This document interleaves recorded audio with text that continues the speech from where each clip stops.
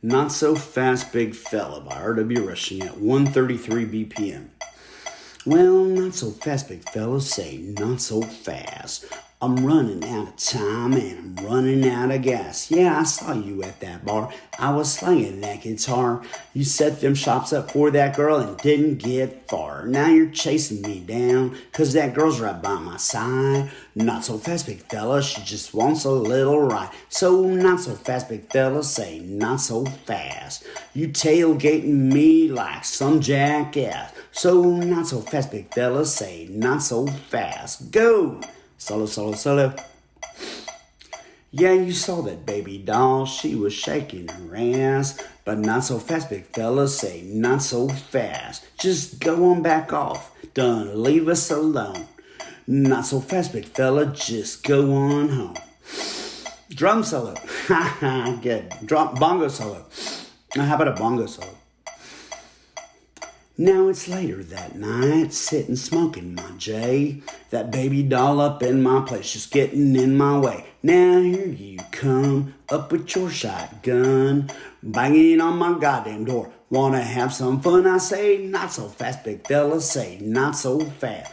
Got a shotgun too, gonna stick it up your ass. I'll do some kind of county and you're face down dead.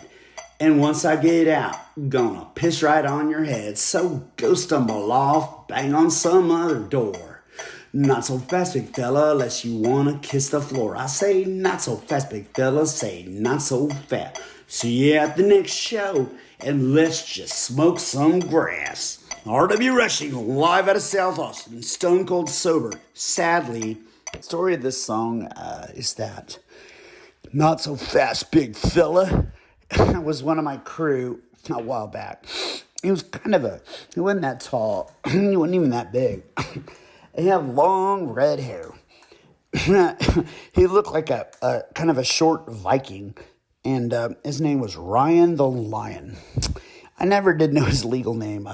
He just kind of showed up, and we paid him cash to run security. And this guy just was real chill. He'd just sit there and smoke a cigarette. And if you just kind of didn't really look at him, you just wouldn't even notice him. But anytime there was a problem or anybody kind of came at us in a funny way, all he would do is just kind of gently kind of get in their way. And he would just say, not so fast, big fella.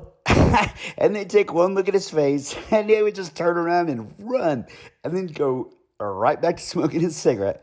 Now, that's a very useful guy. I never did once see him lay a finger on anybody. He would just look at him and say, not so fast, big fella. But one day he comes over to my house, and we're in my backyard, and I go, Ryan, you've been working security for a while, but I've never actually seen you touch anybody. And he just looks at me, and I go, tell you what, let's go over in the grassy part of my yard.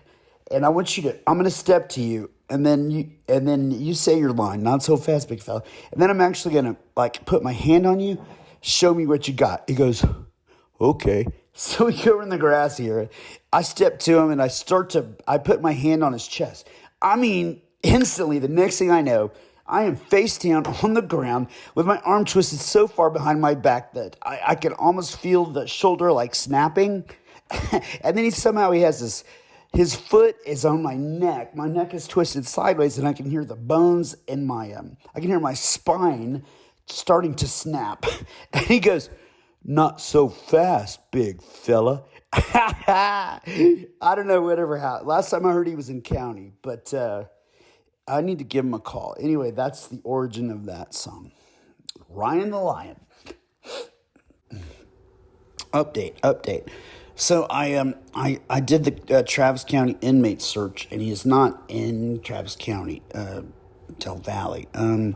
He might have done something where he did some. He wouldn't have enough time to get convicted. He'd still be in Travis. He'd still be in county. So, if he was there, I'd go put some money on his commissary.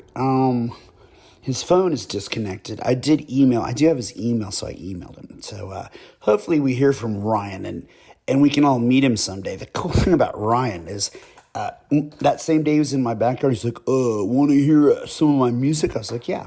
So he starts playing me these hip-hop songs that he wrote that he flowed on, and they're really, really good. It's like, damn, dude, you could be a famous white boy rapper. And he goes, well.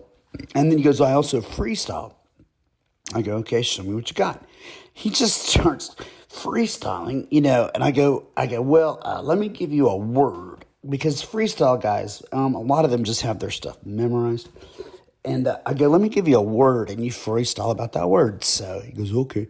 So I say pineapple. Boom, he goes off on like a 10-minute freestyle all about pineapples. I mean, this guy's the real deal. And I was like, dude, I'm gonna sign you to my label. And he goes, well, I don't care, man. I just don't care.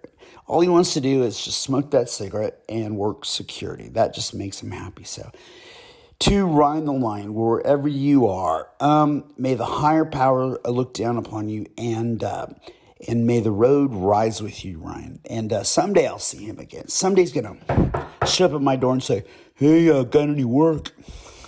I got a million of those. Update. Here's another true story about Ryan the Lion. So when he was really working with me a lot, he had never met Ann.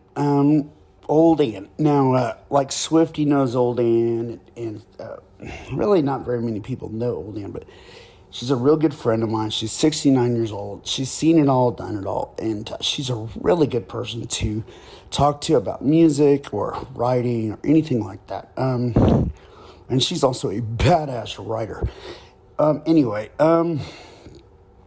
So Ann was kind of feeling sick one time, and so I went over to cheer her up, and just sitting there talking to her, I got this idea in my head. I said, Ann, I had weird news the other day. And I got a knock on my door, and there's this kid. He's got long red hair, and he goes, are you rwrushing? I go, yeah. And he goes, well, my name's Ryan, and I tell her, this is what I'm telling Ann. He goes, my name's Ryan, and do you remember Gina from high school?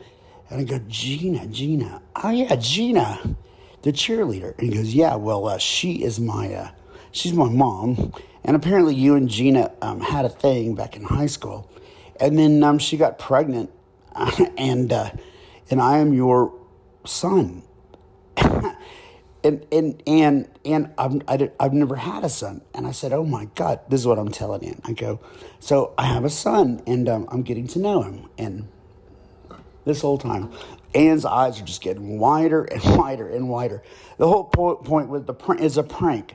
But I was trying to cheer her up while she was sick. I was trying to give her something to think about to get her mind off her troubles. So she goes, really? So she starts asking me all these questions, and I'm just kind of making up all these answers. And then a couple days go by, and she's still sick. So I call her and I say, well, Ryan is over here, and do you want to meet him? And she goes, yeah. I said, well, we're coming over. So me and Ryan, we go over to Ann's house and walk in, and we sit down on her couch, and she's looking at us, and she looks back and forth, and she goes, yeah, I see the family resemblance. And I go, yeah, well, so we chat a little, and then Ryan doesn't say a word. I told him the whole setup, and I just said, Ryan, just play along. He goes, okay. So she starts asking Ryan some very simple questions, and he just starts stuttering. He's like, and he was so uncomfortable. I finally go, Ann, this is a prank. He's just one of my security guys. And she looked at me. She got so mad, and then poor Ryan's just sitting there, really embarrassed. And then a couple months later, I was talking to Ann, and we had a good laugh about it. So someday you got to meet Ann. Okay,